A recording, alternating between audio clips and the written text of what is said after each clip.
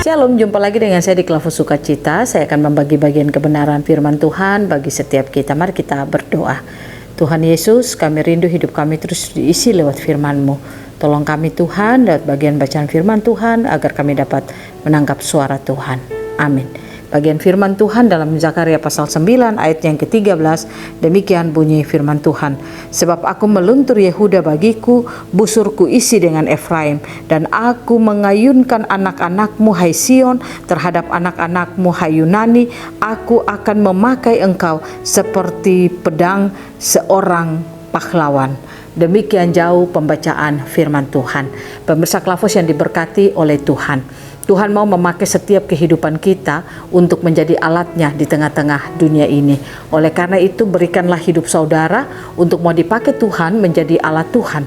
Untuk menyatakan pekerjaan-pekerjaan Tuhan, menyatakan kuasa Tuhan di tengah-tengah dunia ini.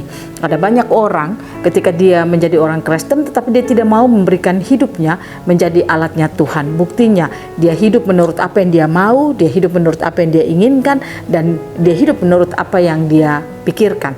Nah, jika orang Kristen mengalami kehidupan yang demikian, itu berarti dia tidak mau dibangun dan dia tidak mau menjadikan hidupnya menjadi alatnya Tuhan. Padahal untuk menjadi alatnya Tuhan, Tuhan memiliki kerinduan setiap kita mau memberikan hidup kita untuk dijadikan Tuhan menjadi alatnya. Kalau kita baca pada ayatnya yang ke-13 dikatakan, sebab aku meluntur Yehuda bagiku, busurku isi dengan Efraim, dan aku mengayunkan anak-anakmu hai Sion terhadap anak-anakmu hai Yunani.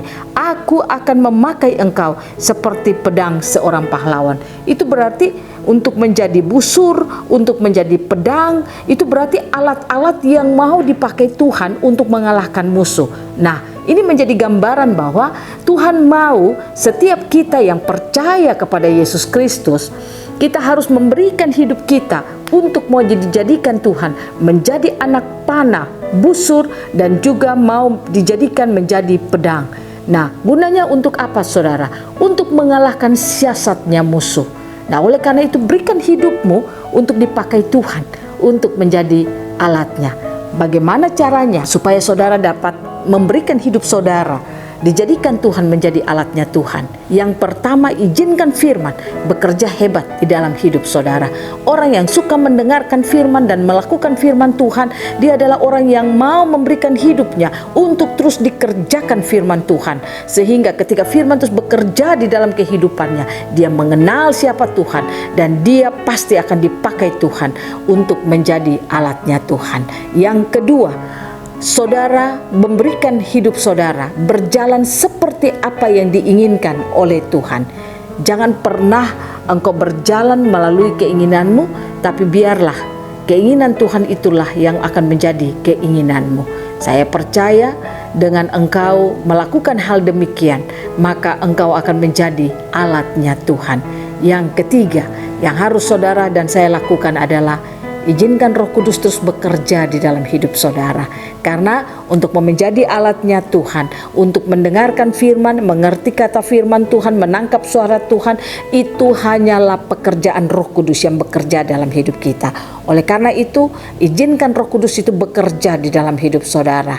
Bagaimana supaya saudara dapat memberikan hidupmu itu Roh Kudus bekerja hebat dalam hidup saudara? Bangunlah hidup saudara terus di dalam Tuhan. Apa kata firman Tuhan? Lakukan itu.